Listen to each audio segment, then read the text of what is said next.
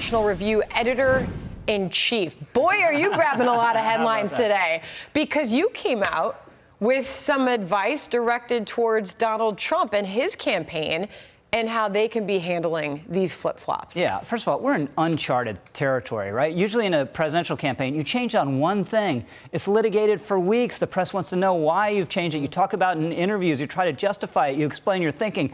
None of that. And we thought maybe it was over in the first bout of all these changes in the first week over stuff she said in 19 and 20, but it's still coming. And I think, Trump obviously needs to make the case on policy, but it all needs to come back to character. This is what the Obama campaign did to Mitt Romney in 2012. Hammered him on character, but it all went back to the case, oh, he's this heartless capitalist who doesn't care about people. Mm-hmm. They need to make, I think, fundamentally some version of the case that she's weak and a phony. And this kind of thing plays into it. When was she fooling us? Was she fooling us then or fooling us now? And why won't she explain it, right? Yeah. That's the question, right? As John and I have been reporting over the past hour or so, as we continue to sort of digest these flip-flops, there's no explanation why she's changing her tune on these major issues for American voters. Your guest essay in the New York Times, here it is.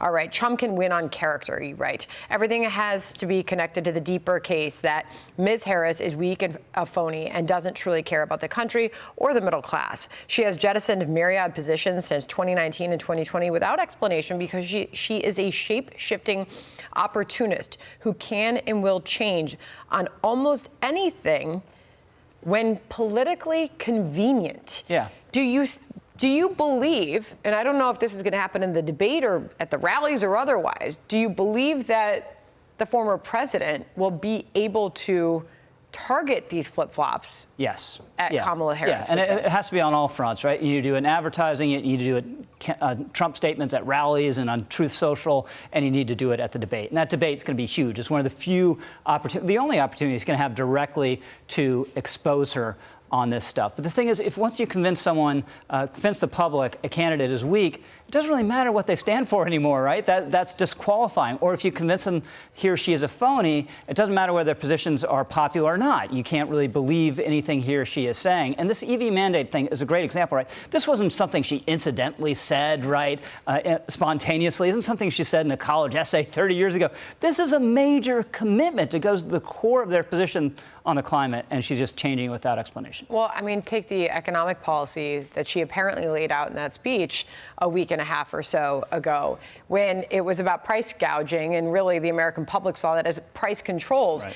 And they've since sort of walked that back, flip-flopped on that issue, if you will. And you have to ask, who put that in front of her? Exactly. And why did she buy into it? Why did she believe when that was put in front of her that that was a good idea? Yeah. Again, we all make mistakes when we're talking off the cuff or you're pressured on something you haven't thought about. Someone took considerable thought, wrote this in the speech, loaded it in a teleprompter, and she read it. And then within about another week, they're saying, oh, never mind, this was just symbolic, or it's just like a minor thing that states do to stop people from selling water at elevated prices during hurricanes. No, she said this. This was a crucial element. She said, believe me, when she said it. But there's something really interesting that you're saying here, and that is the question over whether or not these are mistakes or these are evolving positions. Many Democrats are going to come to her defense and say, well, she's learned over time this is where she stands on this issue. You're bringing up the broader case that you're questioning whether or not she actually cares about how these policies will affect the middle class. Yeah, that's what you have to go to. Why didn't she take care of the border? Well, she didn't really care that much, did she? Why didn't she tell the truth about the Afghan withdrawal? She didn't really care that much, did she? So again, going back to these presidential attributes and character, which are always litigated in these races. Let me just get this in really quickly here, because this is how they're sort of coming to her defense on this. This is Michael Tyler from the Harris communications team on if Harris has actually changed her position when it comes to fracking. Watch this and I'll get your reaction. Do you know why she's changed her position?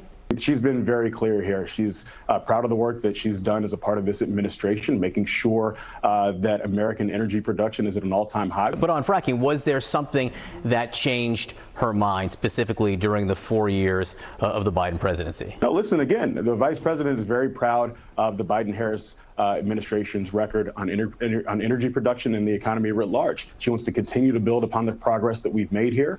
I don't know what to take away from that. There's no answer. There's no explanation. And look, we all change on things over time, right? I've changed on plenty of things. But you don't change on 10 things or a dozen things in the space of 3 weeks. No one does that unless you're clearly just trying to fool the public and convince them that you're something you're not. Rich, good to have you here. Thanks for having me. Please come back soon. All right. Absolutely.